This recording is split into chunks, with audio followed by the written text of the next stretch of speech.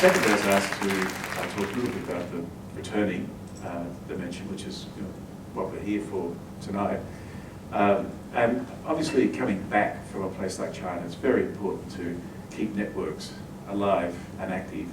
And organisations like Advance, Asialink, Australia and China Business Council, extremely important in keeping those networks and relationships active. But it's really, at the end of the day, there is no substitute for personal engagement on the ground with these countries and societies.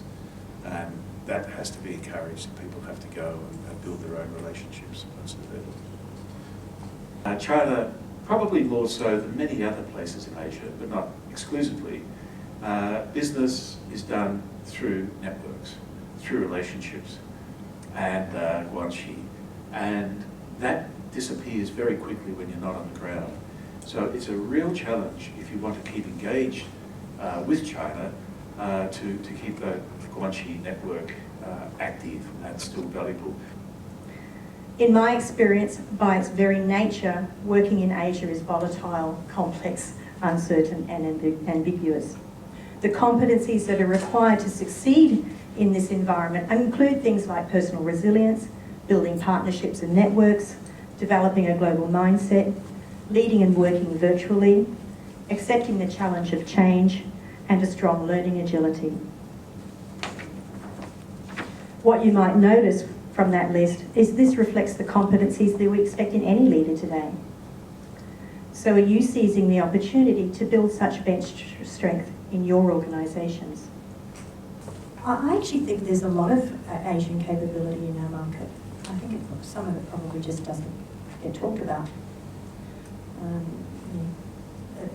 Akin to the examples that Tim gave, and the million or so Australians that come back, how many of those are in Asia?